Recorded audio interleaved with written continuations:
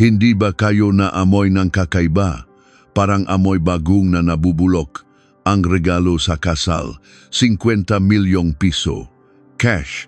Kung hindi nyo kayang ibigay yan, ipatanggal nyo na agad yung bata sa sinapupunan niya. Is greater than sa isang mamahaling Japanese restaurant sa Bonifacio Global City.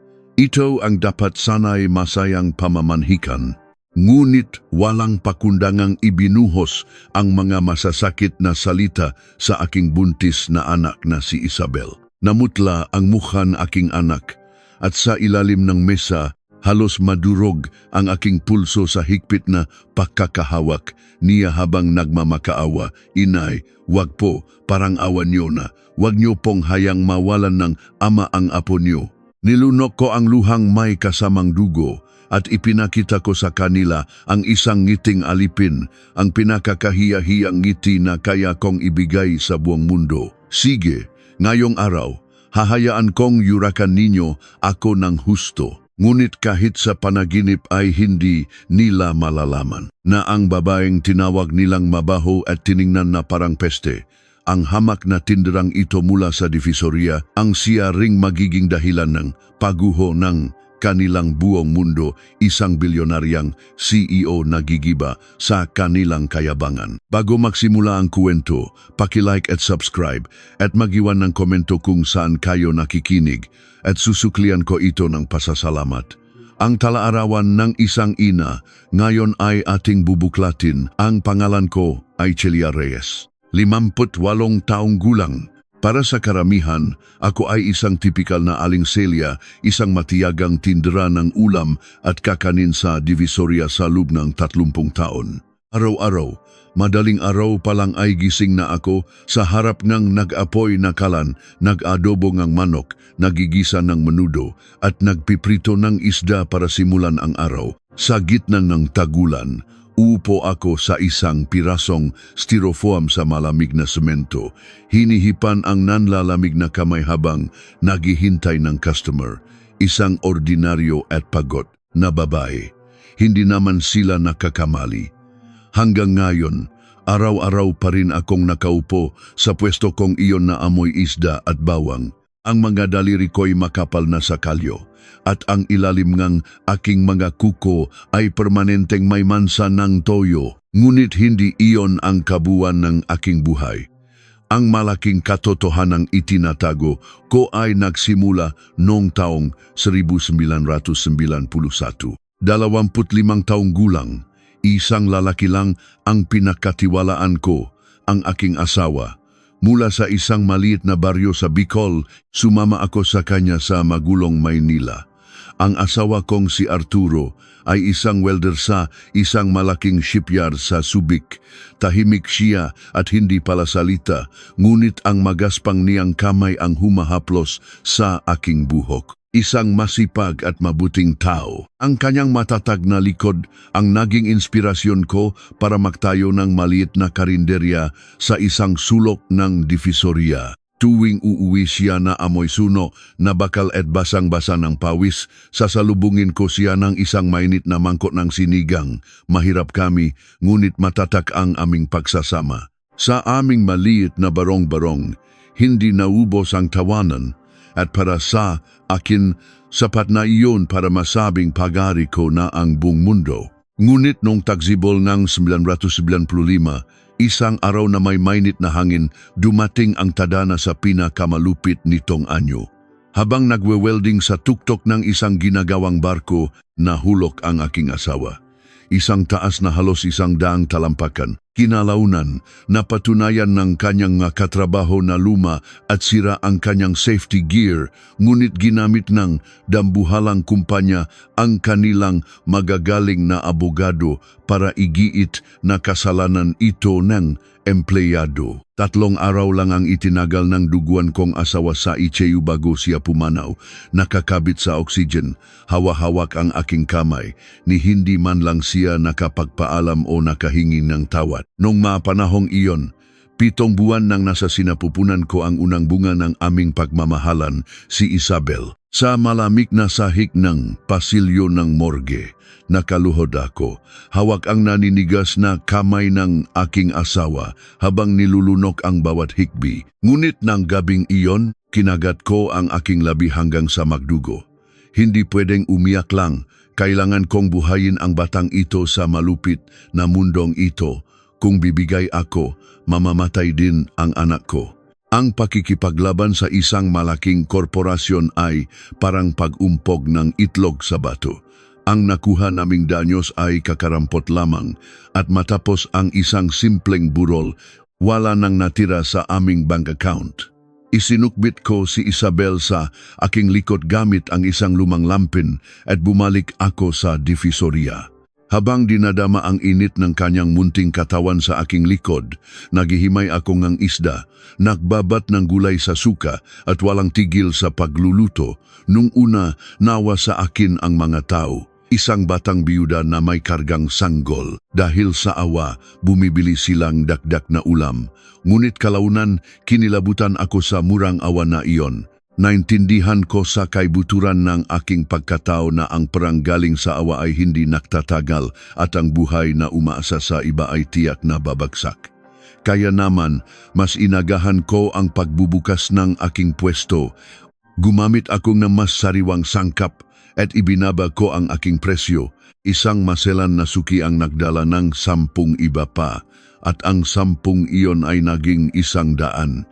Inabot ng 3 taon ng dugot pawis bago ko naitatak ang aking pangalan. Sa prang naipon ko, naktayo akong isang maliit na komisari sa labas ng palengke. Isa itong bodega na walang pangalan o karatula at tumutulo kapag umuulan.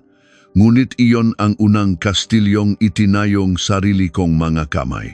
Ang isang bodega ay naging 2, tapos 3, hanggang sa ito ay naging isang modernong food manufacturing company na may kumpultong sanitary facilities. Ngayon, nagsu-supply kami sa 12 malalaking supermarket chains at 3 higanteng convenience store networks sa buong bansa. Isang kumpanyang may taunang kita ng 45 bilyong piso at may 340 na empleyado ang Kadiwa Foods Inc. Ngunit walang sinuman ang nakakaalam kung sino ang tunay na may-ari ng kumpanyang iyon. Itinalaga ko ang isang matalino at magaling na lalaki, si Leo, bilang opisyal na presidente, at maingat kong itinago ang aking pagkatao sa likod ng isang lumang apro na may mansa ng mantika. Ginawa ko ito para protektahan ang aking nag-iisang yaman, si Isabel, mula sa mga buwitre at mapagsamantalang tao na naamoy ang pera. Gusto kong lumaki ang anak ko sa halimuyak ng mga bulaklak, hindi sa malansang amoy ng pera, isang simple at masayang buhay. Ang opisyal na presidente, si Leo de Castro, ay isang 15 taong gulang na ulila na natakpuan kong walang malay dahil sa gutom habang naghahalungkat ng basura sa Tondo noong 1953. Ipinagluto ko siya ng isang mainit na mangkok ng sinigang. Habang kumakain, humagulgol siya na parang isang hayop. Sa loob ng 30 taon, siya ang naging aking magakamay, paa at anino. Para sa mundo, siya ay isang walang pusong henyo sa industriya ng pagkain.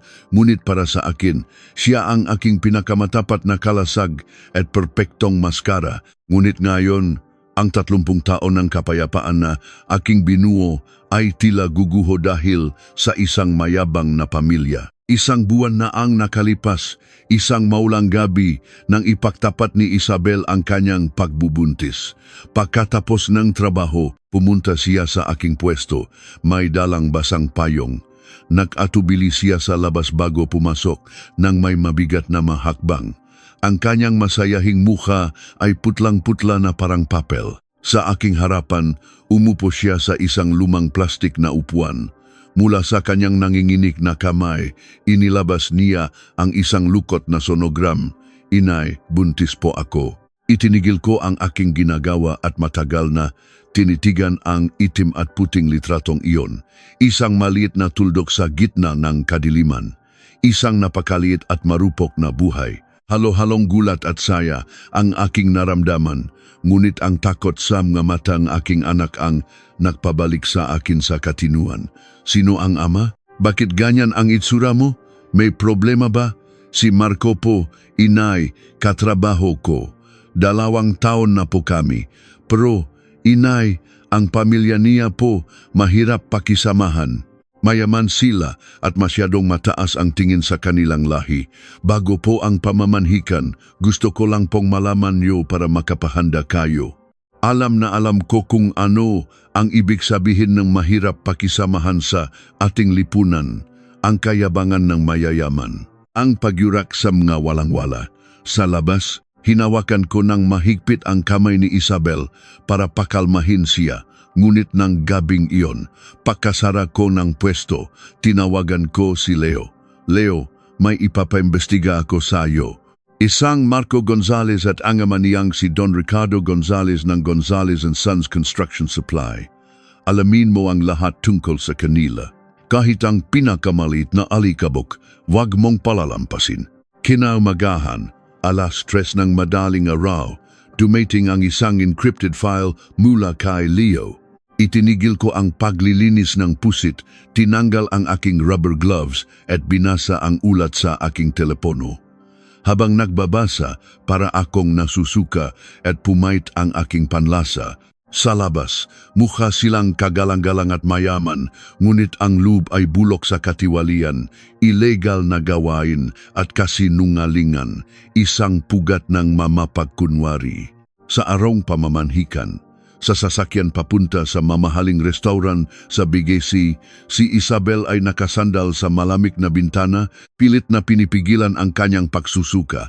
8 linggo na siyang buntis. Hindi pa halata ang kanyang tiyan, ngunit sa loob niya ay naroon na ang isang universo na mas mahalaga pa sa anumang bagay sa mundo. Inay, natatakot po ako. Kahit anong masakit na sabihin nila, parang awan nyo na, magtimpi po kayo ngayong araw lang. Ayokong lumaki ang anak ko na walang ama. Pakiusap po, inay. Hinawakan ko ang kanyang nanginginig at malamig na kamay. Huwag kang mag-alala. Kilala mo ang nanay mo. Sanay na ko sa laban. Huminga ka lang ng malalim at huwag mong hayaang matakot ang baby mo. Ako na ang bahala sa lahat. Nang ihatid kami ng waiter sa isang pribadong silid na may magandang palamuti, naabutan naming nagsimula ng kumain ng pamilya Gonzalez.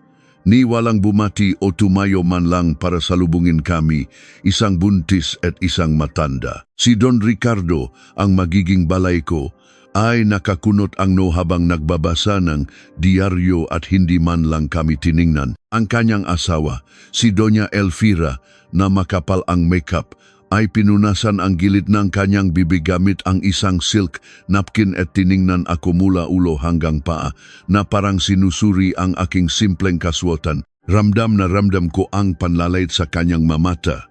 Oh, nandito na pala kayo. Akala namin naligaw na kayo sa Divisoria kaya nauna na kami. May dala pa naman kayong buntis pero hindi yata kayo marunong sa oras. Ang kanyang boses ay malambing ngunit punong ng tinik. Pinigilan ko ang galit na kumukulo sa aking dibdib at nakunwaring isang simpleng babae na yumukod. Naku, pasensya na po. Sobrang sama po kasing ng pakiramdam ni Isabel kanina, kaya kinailangan naming huminto sa daan. Pasensya na po talaga't nauna na kayo. Habang maingat akong umupo, ang kapatid ni Marco na si Katrina na nakadewatro ay biglang tinakpan ang kanyang ilong. Kuya, hindi ba kayo naamoy ng kakaiba, parang amoy lumang bagong o bulok na isda? Nakakahiya naman sa buntis ang bastos ng ganitong amoy. Ang kanyang matalim na tingin ay napunta sa aking lumang bag na nakapatong sa aking hita. Isang peking leather bag na binili ko sa halagang 200 piso sa isang bangketa sa Divisoria. Siniko ni Katrina si Marco at tumawa ng malakas. Kuya, tingnan mo yung bag. Ang pangit ng tahi o kahit sa Green Hills, nakakahiya ng ibenta yan. Paano kung may mikrobyo yan na makuha ng pamangkin natin? Imbes na sawayin, ngumisi lang si Marco at hinalo ang kanyang pagkain. Katrina, pokamarini kanila. So, Amerikana ako, kuya, Prangka ako, wala pa namang bata, kaya wag niyo nang dibdibin. Ngunit bumulong siya kay Katrina. Hoy, manahimik ka na't kumain. Wag mo nang palalain ang sitwasyon. Ako na ang bahala diyan kapag nanganak na siya. Sa ngayon, tumahimik ka. Ang mukha ni Isabel ay naging kasing putla ng kandila. Sa ilalim ng mesa, hawak niya ang mantel habang ang kabilang kamay ay nakahawak sa kanyang tiyan. Halos hindi na siya humihinga sa sobrang hiya. Habang sinusubukan kong kumuha ng pagkain, ibinaba ni Doña Elvira ang kanyang kopita. Balay, magtapatan na tayo. Aminin na natin, hindi makalabel ang ating mapamilya.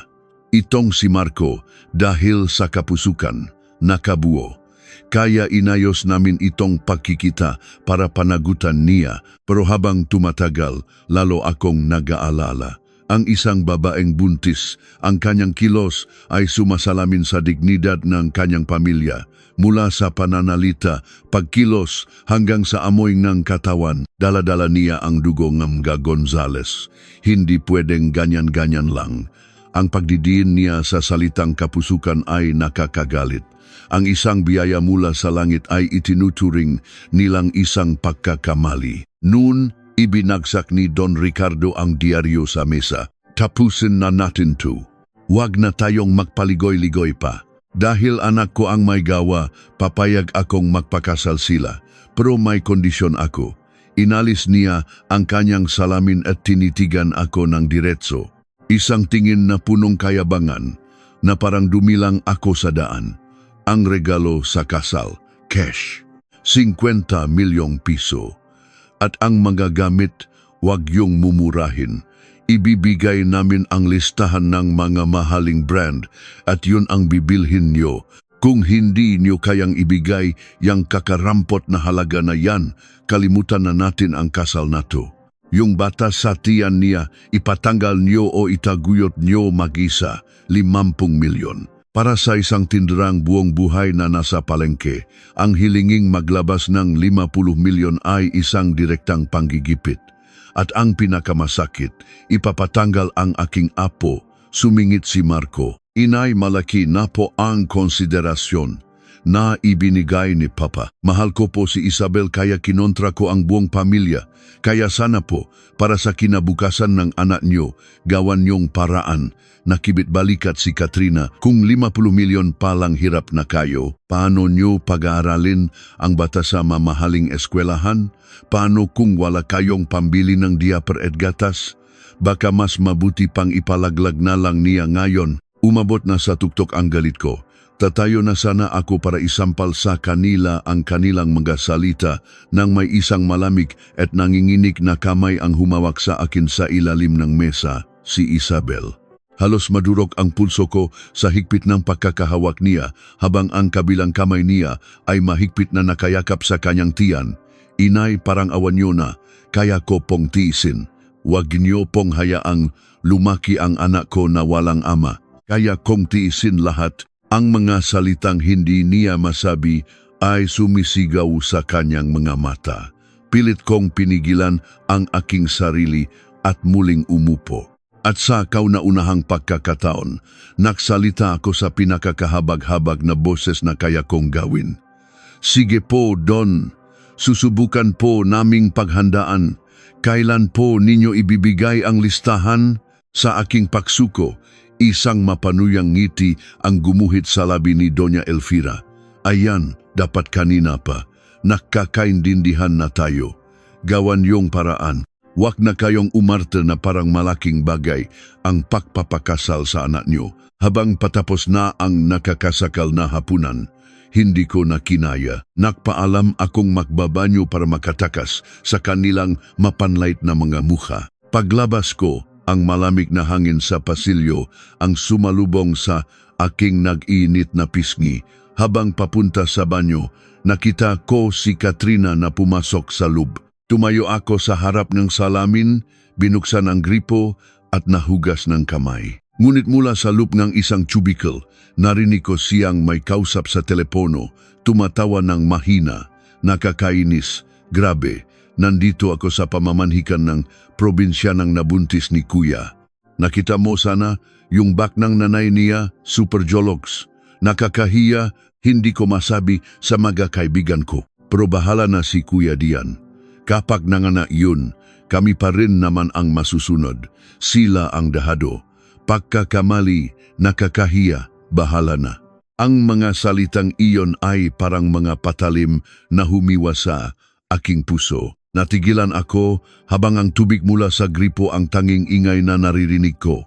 Gusto kong sipain ang pinto ng cubicle at isampal sa kanya ang salita niya. Ngunit sa gitna ng aking galit, naalala ko ang mukha ni Isabel, ang kanyang mamata na nagmamakaawa, ang kanyang kamay na nakahawak sa kanyang tiyan. Kung gagawa ako ng eskandalo, habang buhay na dadalhin ng aking anak ang sugat na iyon, kaya nilunok ko. Ang galit, ang luha, kahit ang mabibigat kong hininga, lahat ay nilunok ko at dahan-dahan, isinara ko ang gripo. Sa katahimikan, tinitigan ko ang aking sarili sa salamin. Isang mukhang walang kolorete, may mga kulubot sa gilid ng mata.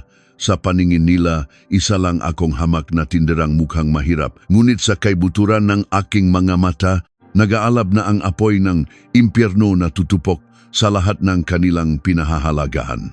Okay lang, Celia. Ngayong araw, hahayaan mong yurakan kanila. Pero bukas, ang lahat ng pinakaingatan nila pera, estado, at ang kanilang walang kwentang dangal ay uubusin ko hanggang sa buto. At bukas, ako naman ang mananalo. Dahan-dahan, ngumiti ako sa salamin. Isang ngiti na nagpapakita ng kahinaan at kaawaan, ang eksaktong ngiting gusto nilang makita para maging kampante. Ang pinakamalaki at pinakamalupit kong paghihiganti ay nagsimula sa kahabag-habag na ngiting iyon sa harap ng salamin sa banyo. Pagkatapos ng impyernong hapunan, sumakay ang pamilya Gonzales sa kanilang makintab na itim na Mercedes-Benz na minamaneho ng isang driver na parang basurang hindi kami tiningnan. Si Isabel naman ay napaupo sa likod ng isang poste sa malamig na parking lot, sumusuka at umiyak ng walang tuno. Nanginginig ang kanyang makamay habang nakahawak sa kanyang tiyan. Inay, sorry po, ang tanga-tanga ko. Kung hindi lang dahil sa baby ko, tatakbuhan ko na ang lahat ng to. Sorry po at nakita niyo pa akong ganito. Bago umalis ang sasakyan, bumukas ang bintana sa likod at narinig ang matinis na boses ni Katrina. Kuya, paano ka napunta sa ganyang kalseng pamilya? Kapag nanganak yan, bayaran mo na lang tapos hiwalayan mo na. Ayokong magkaroon ng ganyang kadugong sa pamilya natin. Napasinghap si Isabel. Mas lalong nanginig ang kanyang kamay at ang mga luhang pinipigilan niya ay bumuhos na parang ulan. Dahan-dahan, lumingon ako sa direksyon ng sasakyan at ngumiti. Ang ngiting gusto nilang makita isang ngitingang isang mahina at walang magawang tindera. Yumukot pa ako habang papalayo ang kanilang sasakyan. Ngunit nang mawala na sila sa aking paningin, ang aking ngiti ay biglang naglaho at napalitan ng isang malamig na ekspresyon. Kinuha ko ang aking telepono at pinindot ang speed dial number 1. Bago pa man tumunog, sumagot na agad ang kabilang linya. Leo, ako to. Yes ma'am, kamusta po ang pamamanhikan? Ayos lang po ba kayo? Mas masahol pa sa inaasahan ko. Tinawag nilang aksidente ang apo ko. At pinapatanggal nila ang bata sa tiyan ng anak ko kapalit ng 50 milyon. Narinig ko ang mabigat na pahinga ni Leo. Hihintayin ko po ang utos nyo. Ang aking boses ay mas malamig pa sa yelo ng Disyembre. Ang galit na itinago ko 30 taon na ang nakalipas. Nang yakapin ko ang duguan damit ng aking asawa, ay muling nakalap sa aking puso. Ubusin mo sila hanggang sa buto. Kinaumagahan sa sikretong opisina ni Leo sa ika-17 palapak ng isang nagtataasang gusali sa BGC, bumukas ang elevator. Ang aking luma at maruming sapatos ay gumawangang kakaibang tunok sa makintab na marmol na sahig. Isang receptionist na naka-uniforme ang nagulat sa aking itsura at akmang haharangin ako, ngunit isang matalim na tingin mula kay Leo ang nagpayuko sa kanya. Umupo ako sa isang mamahaling leather na sofa at inisang lagok ang isang baso ng malamig na sparkling water.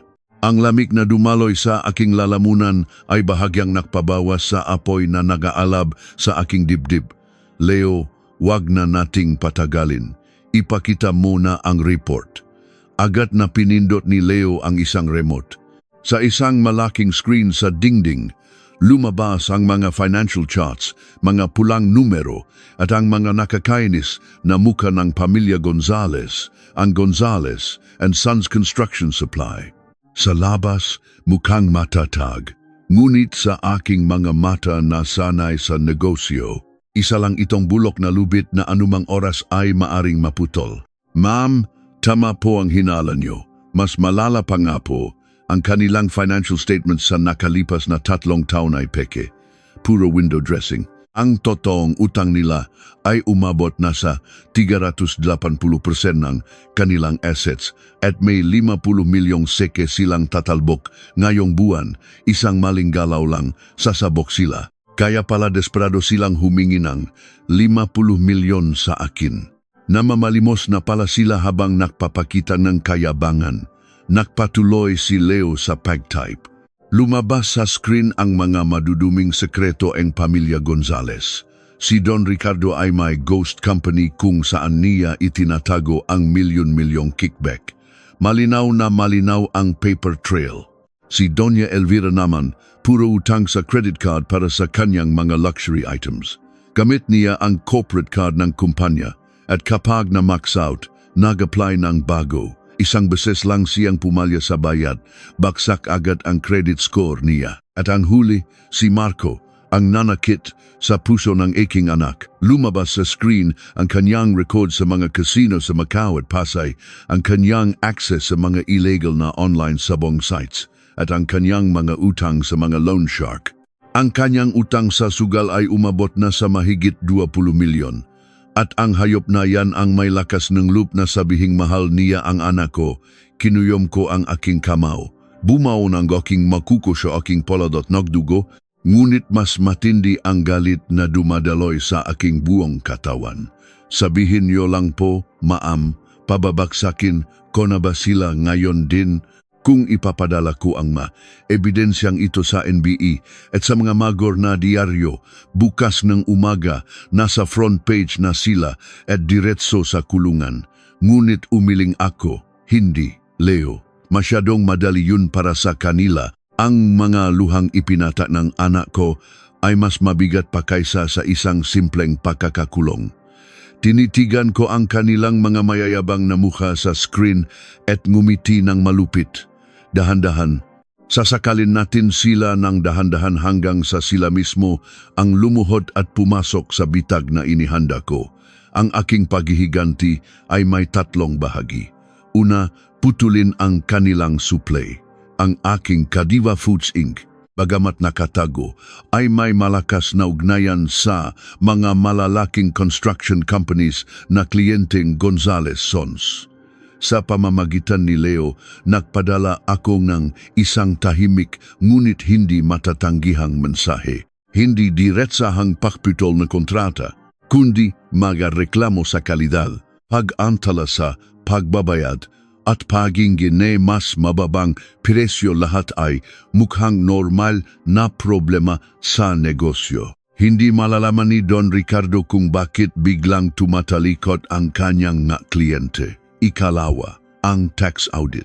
Ang mga ebidensya ng kanyang pandaraya ay ipinadala ko ng anonymous sa Bureau of Internal Revenue, BIR, sa pamamagitan ng isang offshore surfer. Walang anumang bakas na mag-ugnay nito sa akin.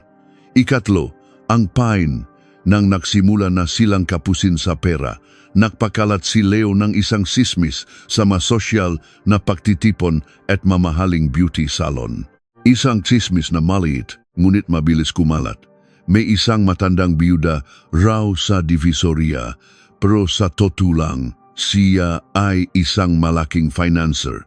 Kung may solidong kolateral, nagpapahiram siyang daang milyon, walang tanong-tanong. Para sa isang pamilyang desperado na tulad ng Gonzales, ang chismis na ito ay parang isang lubid ng kaligtasan. Ito ay isang bagay ng panahon na lang bago nila ito marinig. At sa wakas, dumating ang araw. Gayang dati, nakaupo ako sa aking pwesto, uminom ng 3-1 na kape. Ang tamis nito ay kakaiba sa aking panlasa ngayon. Sa parehong oras, sa opisina ng Gonzales, Sons, ang telepono ay walang tigil sa pagtunog. Mr. Gonzales, mula po ito sa bangko. Tumalbok po ang tseke ninyo. Kung hindi kayo makakapagbayad hanggang mamayang hapon, ay freeze namin ang inyong mga account. Don, kami po yung supplier nyo. 3 buwan na po kayong hindi nakbabayad. Ititigil na po namin ang pag-supply ng materyales. Si Don Ricardo ay basang-basa ng pawis. Hindi alam ang gagawin. Anong nangyayari? Bakit sabay-sabay silang lahat? Sino ang gumagawa nito sa akin? Hindi nila alam na ang taong sumasakal sa kanila ay ang mismong babaeng nilait nila kahapon na ngayon ay payapang umiinom ng kape at nakangiti. 1 linggo ngang impyerno ang lumipas. Ang halaga ng kanilang kumpanya ay bumagsak. Ang kanilang construction sites ay naparalisa. Ang bangko ay tumangging magpautang sa kanila at nang gabing iyon tumawag si Isabel, umiyak. Inay, Isabel anak, anong nangyari? Si Marco po, nangako siyang sasamahan ako sa check-up ko ngayon. Pero 1 oras po akong nahintay sa ospital, hindi siya dumating. Nang tawagan ko, sinigawan niya ako. Paano raw ako mag-iisip ng check-up sa isang lintik na bukol sa tiyan ko kung ang kumpanya nila ay malapit ng bumagsak? Ang sama-sama raw ng ugali ko. Tapos binabaan niya ako. Ang ballpen na hawak ko ay nabali sa 2. Iwanan ang isang buntis sa ospital at sabihan pa ng masasakit na salita. Huwag kang umiyak. Anak, ma-stress ang baby mo. Nasaan ka? Susunduin kita. Hindi na po. Inay, pagod na kayo. Kaya ko na po ito. Gusto ko lang pong marinig ang boses niyo. Binaba ni Isabel ang telpono. Ang magaugat sa aking kamay ay halos pumutok sa galit. Pigilan mo ang sarili mo, Celia. Isang maling galaw. Masisira ang lahat ng plano mo. Malapit na ang araw ng pagbagsak nila. Pumikit ako at huminga ng malalim. Ang maluhang aking anak ang naging gasolina sa apoy ng aking paghihiganti. Nang gabing iyon mag-isa sa madilim na palengke, tiningnan ko ang buwan. Arturo, mahal ko, tama ba itong ginagawa ko? Ang ating Isabel, ang tanging alaala mo sa akin, mapoprotektahan ko ba siya sa mundong ito na puno ng lobo? Isang malamig na hangin ang umihip. Ngunit sa pagkataong ito, ang hangin na yon ay parang haplos ng aking asawa. Nang gabing iyon, sa opisinang Gonzales, Sons, hindi namatay ang ilaw. Sa pamamagitan ng isang listening device, narinig ko ang kanilang desperadong pag-usap. Papa, wala na ba talagang ibang paraan? Bukas ngang umaga, kung hindi natin mabayaran ang 30 milyon, babagsak na talaga tayo. Tinawagan ko na ang lahat ng kakilala ko. Lahat sila nagtatago na, biglang napabangon si Marco. Papa, yung nanay ni Isabel, yung tindera sa palengke, ano namang may tutulong ng matandang yun? Hindi po. May narinig si Katrina sa salon. Malakas daw ang koneksyon ng matandang yun sa mga 5,6 at malalaking financer. Isang tawag lang daw, makakakuha siyang 100 milyon. Kalokohan. Pero Papa, magiging pamilya na tayo. May apo kayo sa tiyan ni Isabel. Gamitin natin ang koneksyon niya. Tayo pa rin naman ang masusunod. Sila ang may kailangan sa atin. Ang kanilang pag-usap ay eksaktong tumutugma sa aking plano. Sa dilim ng aking kwarto, hinawakan ko ang sonogram ni Isabel at ngumiti ng malamig. Halikayo, mahangal. Ang pintuan ng impyerno ay bukas na bukas para sa inyo. 2 araw ang lumipas, 11:00 ng gabi habang nagsasara akong pwesto, tumunok ang aking lumang telepono. Sa caller ID, nakita ko ang pangalan, Doña Elvira. Pinanod ko ang paggurap ng pulang ilaw. Ang amoy ng tuyo at toyo sa paligid ay mas mabango pa sa anumang pabango. Ito na ang tunog ng isang dagang pumapasok sa aking bitag. Huminga ako ng malalim at sinagot ang telepono sa boses ng isang ignorante at takot na tindera. Hello po, ay balay, napatawag po kayo. May problema po ba kay Isabel? Ang boses ni Doña Elvira ay paus at desperado. Balay, gising pa po ba kayo? May problema po kasi kami. May narinig po akong sismi. Totoo po bang may koneksyon kayo sa malalaking finanse? Kailangan po namin ng 30 milyon. Bukas ng umaga. Na kunwari akong nagulat. Diyos ko po, 30 milyon. Balay, saan naman po ako kukuhang ganyang kalaking pera? Hamak na tindera lang po ako. Balay, wag na po kayong makaila. Tulungan niyo po kami. Doblehin po namin ang interes at komisyon, Neo. Sa sobrang desperasyon, hindi na sila nag-isip ng tama na kunwari akong nag-alangan. Sige po, balay. Kung talagang gipit na gipit po kayo, may kilala po akong mga medyo delikadong tao. Pero mataas po ang interes nila at stricto sa collateral. Sigurado po ba kayo? Kahit ano, ibibigay namin kahit anong hilingin nila. Basta may deposito ang 30 million sa account namin bukas. Pumasok na sila sa bitak. Sige po, papapuntahin ko po diyan si Mr. De Castro. Siya po ang collector. Sa kanya na po kayo makipag-usap. Pakababa kong telepono, nag-text ako kay Leo. Go, gamitin mo yung kontratang inihanda natin. Dumating si Leo sa kanilang opisina, bihis na bihis, may dalang isang leather briefcase. Sa loob nito, ang kontratang magpapabagsak sa kanila ng tuluyan. 1:00 ng madaling araw, sa opisina ng Gonzales, Sons, pinapanood ko ang lahat sa pamamagitan ng isang hidden camera sa typin ni Leo. Wala na tayong oras, simple lang ang kondisyon. Ang harmins miyon, ibibigay namin pagkapirma nyo. Ang collateral, ang inyong 100 milyong pisong bahay sa Forbes Park at ang lahat ng shares nyo sa kumpanya. Nagalit si Don Ricardo. Ano, para sa 30 milyon, kukunin nyo ang bahay at kumpanya ko, mga magnanakaw ba kayo? Nakunwaring alis si Leo. Kung ayaw nyo, hindi namin kayo pipilitin. Kayo naman ang may kailangan sa amin. Anong silbing bahay at kumpanya nyo kung babagsak din naman kayo bukas? Si Doña Elvira ang unang bumigay. Mahal, pumirma ka na. Ano ba naman yung pride mo? Babayaran din naman natin yan pagkatapos ng 1 linggo.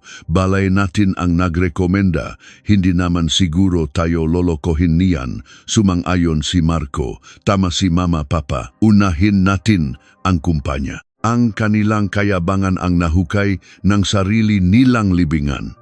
Nanginginig na kinuha ni Don Ricardo ang kanyang selyo at pumirma sa kontrata. Ang tunog ng pagpindot ng selyo ay parang tunog ng isang gilotina.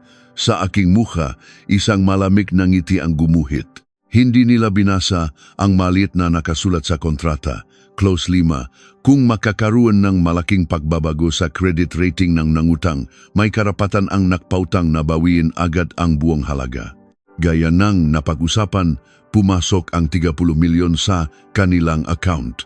Ginamit nila ito para bayaran ang kanilang maagarang utang. Inakala nilang ligtas na sila.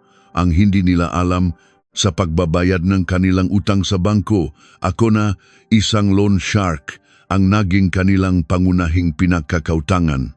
At sa sandaling nakatulog sila ng mahimbing, ang resulta, NG Investigasyon, NG BIR ay lumabas. Ang kanilang credit rating ay bumaksak mula B-grade patungong D-grade, isang hatol ng kamatayan. Ang clause 5 gram kontrata ay na-activate kinaumagahan. Habang nakakape pa sila, sabay na pinasok ng matauhan ni Leo ang kanilang opisina at ang kanilang mansion sa Forbes Park. Sino kayo? Anong ginagawa niyo dito? Iniharap ni Leo ang isang dokumento sa mukha ni Don Ricardo. Notice of foreclosure. Dahil sa pagbaksak ng inyong credit rating, binabawi na namin ang 30 milyon kasama ang lahat ng multa ngayon din. Kung hindi niyo kayang bayaran, kukunin na namin ang inyong kolateral. Baliw ka ba? 1 linggo pa ang usapan. Basahin niyo po ang clause 5. Ngayon, may 30 milyon po ba kayo? Sa isang senyas ni Leo, sinimulang lagyan ng notice of levy na sticker ang lahat ng kanilang gamit. Si Doña Elvira ay nagwala. Yakap-yakap ang kanyang Hermes bag. Huwag, akin yan, mga magnanakaw. Si Katrina ay umiyak lang sa isang sulok. At si Marco, nanginginig, ay kinuha ang kanyang telepono at tinawagan si Isabel. Sa monitor, nakita ko ang kanyang gagawin. Leo, kumikilos na ang hayop na yan. Papunta na siya kay Isabel. Ipadala mo na ang security team. Isang hakbang lang niya papalapit sa anak ko. Balin niyo ang magabinti niya. Nang gabing iyon, lasing na naghihintay si Marco sa labas ngang tsondo ni Isabel. Sa kamera, kitang-kita ko ang galit sa kanyang nga mata. Nga hayop sila, yung matandang yun ang may pakanan nito. Papatayin ko sila. Mula sa glove compartment, kumuha siya ng isang matalim na balisong. Leo, lumabas na siyang sasakyan. Pumasok na kayo. Ang puso ko ay kumakabok ng malakas. Sa sandaling iyon, hindi ako isang CEO, kundi isang inang poprotekta sa kanyang anak. Sa madilim na pasilyo ng kondo, kinalampag ni Marco ang pinto. Isabel, buksan mo to. Alam kong plano to nanay mo. Buksan mo, sabi. Sa loob, takot na takot si Isabel. Ngunit hindi na siya ang dating Isabel na nagtatago lang. Dahan-dahan, tumayo siya. Sa lakas ng sipa ni Marco, nasira ang lock ng pinto. Bumaksak si Isabel, ngunit agad niyang niyakap ang kanyang tiyan. Pumasok si Marco, hawak ang balisong. Tapos na ang lahat. Ikaw at yung daladala mo, mawawalan na kayong lahat. Ngunit bago pa man siya makalapit, isang malakas na sampal ang dumapo sa kanyang mukha. Hayop ka, ang boses ni Isabel ay nanginginig. Ngunit ang kanyang namata ay nagapoy sa galit. Ang pamilya niyo ang nagumpisa nito. Kayo ang yumurak sa amin. Kayo ang gustong pumatay sa anak ko. At ngayon, kami pa ang masama. Masahol ka pa sa hayop. Nagdilim ang paningin ni Marco. Sugot na sana siya nang biglang mabasak ang bintana ng beranda at pumasok ang mga tauhan ni Leo. Isang malakas na sipa mula kay Leo ang nakpatumba kay Marco. Lumipat ang balisong sa sahig. Sa gitna ng katahimikan, isang tunog ng takong ang narinig. Pumasok ako, suot ang isang itim na kawat, dahan-dahan at may kumpiyansa. Tinapakan ko ang balisong at lumuhod sa harap ng nakahandusay na si Marco. Sino ka para saktan ang anak ko? Tumingin siya sa akin, gulat at takot. Hindi mo pa rin ba ako nakikilala? Ako ang tinderang nilight-light ninyo sa palengke at ako rin ang lintik na loan shark na sisira sa buong pamilya ninyo. Nanlaki ang kanyang nga mata, tinanggal ko ang aking salamin. Mabulok ka sa kulungan, yun na lang ang libreng tirahan na makukuha mo sa buong buhay mo. Sa malayo, narinig na ang sirena ng mga pulis. Lumapit ako kay Isabel at niyakap siya ng mahigpit. Anak, ayos ka lang? Pasensya na, nahuli si inay. Humagulgol si Isabel sa aking nabalikat. Sa sandaling iyon, hindi ako isang CEO, isa lang akong ina. Sa presinto ngang pulisya, dumating sina Don Ricardo at Doña Elvira, nagwawala. Sino ang gumawa nito sa anak ko? Hindi niyo ba ako kilala? Ngunit binalawala lang sila ng pulis. Mister, ang anak niyo po ay nahaharap sa kasong attempted murder at frustrated homicide sa isang buntis. Isa po itong malubhang krimen. Nang makita ako ni Doña Elvira, sumiga siya. Ikaw, pinlano niyo to para makakuha na para sa amin. Tinago ko si Isabel sa aking likod at tinanggal ang aking salamin. Sino kaya ang nagsasabi niyan? Hindi kami interesado sa pera niyo. Hindi kami makikipag-areglo. Magkano? Sabihin niyo, magkano? 1 milyon? Kumuhang tseke si Don Ricardo. Sumanyas ako kay Leo. Inilabas ni Leo ang isang malaking brown envelope at inihagis ito kay Don Ricardo. Nang buksan niya ito, nahulog ang sandamakmak na dokumento, mag-court order, foreclosure notices, at seizure warrants. Nang makita niya ang pangalan sa ilalim ng kreditor, nanlaki ang kanyang nga mata. Creditor, Celia Reyes. Bakit? Bakit pangalan mo ang nandito? Hindi mo pa rin ba naiintindihan? Ang loan shark na nilapitan niyo para iligtas ang inyong kumpanya. Ako yun. Ang bahay niyo, ang kumpanya niyo, at ang buhay ng anak niyo. Lahat yan ay nasa palat ko na ngayon. Natahimik ang buong presinto. Nagulat si Doña Elvira. Panloloko to. Panloloko? Kayo ang pumirma. Kayo ang kumuhang pera. Binalaan ko kayo na delikado ang taong yun. Lumapit ako sa kanya. Namutla ang kanyang mukha. Ngayon niya lang napansin na ang suot ko ay hindi isang lumang damit, kundi isang mamahaling coat. Mula sa aking bulsa, inilabas ko ang isang malit na USB at inilagay ito sa mesa ni investigador. Sarge, isang maliit na bonus. Nandiyan ang ebidensya ng pandaraya ni Don Ricardo, ang kanyang ghost companies, at ang illegal na paggamit ni Doña Elvira ng corporate credit card, at siyempre ang mautang sa sugal ni Marco. Gamitin niyo yan sa inyong investigasyon. Nang marinig iyon ni Don Ricardo, nagdilim ang kanyang paningin. Hayop ka, susugurin niya sana ako, ngunit pinigilan siya ni Leo. Tiningnan ng investigador ang laman ng USB. Naku, mabigat to. Chief, kailangan nating tawagan ang NBI. Mr. at Mrs. Gonzalez, mula ngayon, hindi na kayo mga testigo, kundi mga suspect na sa kasong large-scale fraud at tax evasion. Napaluhod si Doña Elvira, umiyak. Ang kanyang anak ay papunta sa kulungan. Ang kanyang asawa ay haharap sa malubhang kaso. At siya, kasama na rin, ang buong pamilya nila ay gumuho. Lumuhod siya sa aking harapan at niyakap ang aking binti. Parang awan niyo na po. Patawarin niyo po kami. Tulungan niyo po ang anak ko. Tinanggal ko ang kanyang kamay gamit ang dulong ng aking sapatos. Huwag mo akong hawakan ng marumi mong kamay. Sinabi ko sa sarili ko, sa bawat luhang may dugo na papatak mula sa aking anak, isang ilok ng dugo ang agos mula sa inyo. Ito ang kabayaran sa inyong kayabangan. Mabulok kayo sa kasalanan nyo.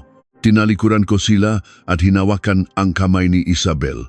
Tiningnan ni Isabel ang kaawa-awang itsura nila sa huling pagkakataon at hinikpitan ang hawak sa aking kamay. Tara na po, inay, ang baho dito. Masama para sa baby ko. Sa sinabi niyang iyon, hindi ko napigilang matawa. O nga, anak, ang baho ng kasakiman at kayabangan. Paglabas namin ng presinto, ang hangin ng gabi ay sariwa at matamis. Ang langit ay puno ng bituin. At ang ingay ng siyudad ay parang isang magandang musika. Isang linggo ang lumipas. Ang balita tungkol sa pagbagsak ng Gonzales, Sons ay lumabas sa isang maliit na sulok ng diaryo. Ngayon, suot ko ang isang mamahaling dark navy suit na matagal ko nang itinago. Naglagay ako ng pulang lipstick at binitbit ang aking totong branded na bag. Ang lugar ng aming huling pag-usap, ang parehong Japanese restaurant sa BGC kung saan kami ininsulto. Nakaupo ako sa pinaka-importanteng pwesto, umiinom ng saa habang hinihintay sila. Bumukas ang pinto. Pumasok si Doña Elvira at Katrina. Ang dating nga sosyal na babae ay mukhang mapulubi na ngayon. Wala silang makeup, madumi ang kanilang buhok at suot lang ay malumang damit. Umupo kayo. Naupo sila, takot na takot. Ang kanilang mata ay nakatingin sa masasarap na pagkain sa mesa. Halatang ilang araw na silang hindi kumakain ng maayos. Ma'am, parang awan niyo na po. Tulungan niyo po kami. Nasa kulungan na po ang asawa at anak ko. Palalayasin na po kami sa bahay namin. Umiiyak si Katrina. Wala naman po kaming kasalanan. Sila po ang may gawa. Parang awan niyo na, wag niyo pong kunin ang bahay namin. Natawa ako. Kumuha akong pagkain at kinain ito ng dahan-dahan. Ang sarap pala ng isda na to. Nung huli tayong nakita, hindi ko man lang ito nalasahan. Ma'am, pakiusap po, manahimik ka. Nawawalan akong gana, tumahimik sila. Inilabas ko ang isang sobre at inihagis ito sa mesa. Sa loob, ang final eviction notice. Bukas, alas 12 ng tanghali, kunin niyo na ang magamit niyo. 1 minuto lang kayong lumagpas. Ipapakaladkad ko kayo palabas. Bukas po. Saan po kami pupunta? Wala akong pakialam. Matulok man kayo sa ilalim ng tulay, problema niyo na yan. Tinitigan ko sila ng diretso, ang parehong tingin ngang panlalait na ibinigay nila sa amin noon. At tinakpan ko ang aking ilong. Teka, ang baho naman. Ilang araw na ba kayong hindi naliligo? Nakakawalang gana kumain kasama ang mga taong mababaho at hindi alam kung saan sila lulugar. Namula ang mukha ni Katrina. Ito ang eksaktong mga salitang sinabi niya sa akin noon. Hindi sila makasagot. Sino ang nagsabing tumingala kayo, mga may utang kayo? Yumuko kayo sa harap ko. Yumuko sila, nangingini. Tumayo na ako. Bayat na yan. Kainin niyo lahat. Baka yan na ang huling masarap na pagkain na matitikman niyo sa buong buhay niyo. Lumabas akong restaurant. Sa labas, sinalubong akong sikat ng araw. At sa ilalim nito, nakihintay ang pinakamahalaga kong yaman, inay. Ang aking mahal na anak, si Isabel. Medyo nawala na ang kanyang morning sickness at bahagya ng umumbok ang kanyang tiyan. Tumatakbo siyang lumapit sa akin at kumapit sa aking braso. Tapos na po? Oh, mga pulubi na sila. Buti nga sa kanila. Sa lahat ng ginawa nila sa atin, kulang pa yan. Mas naging matatag na si Isabel. Hindi na siya ang dating mahinang babae. Tara na, inay. Nagugutom na po ako. Gusto raw po ang baby ang spicy noodles na niluluto niyo dati sa palengke. Sige, anak. Bibili tayo ng pinakamasarap na baka at ipagluluto kita ng paborito mo. Makahawak kamay kaming naglakad. Kinabukasan, dinalaw namin ang puntot ni Arturo sa isang memorial park. Lumuhod si Isabel sa harap ng lapida.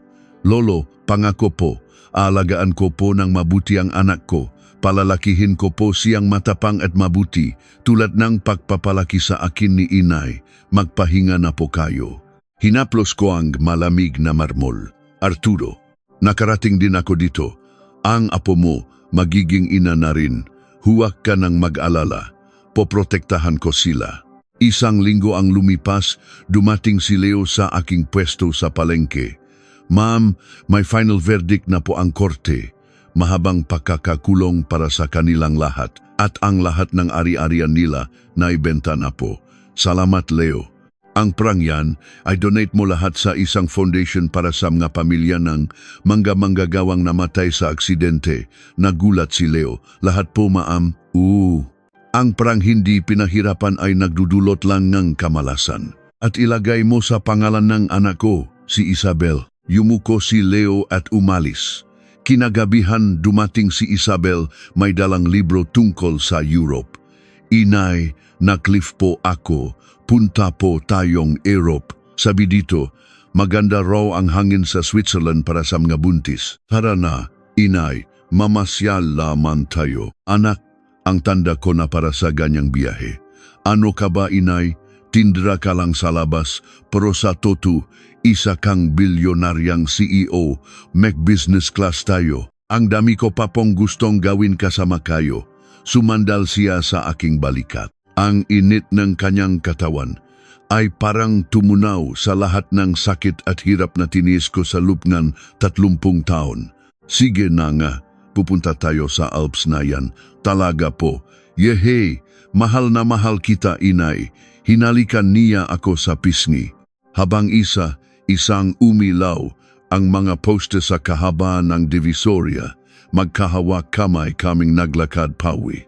Maaring tinitingnan pa rin ako nga tao bilang isang hamak na tindera, ngunit ngayon alam ko na ang magaspang kong makamay na ito ang pinakamalakas na sandata na nagligtas sa aking anak. At mula sa makamay na ito na dati amoy isda lang, Ngayon ay sumisibol na ang pinakamabangong bulaklak ng buhay at pag-asa. Ang mahabang taglamig ay tapos na. Para sa aming mag-ina, dumating na sa wakas ang pinakamaliwanag na tagsibol. Kung nakinig kayo hanggang sa dulo, mag-iwan lang pong komentong salamat sa kuwento.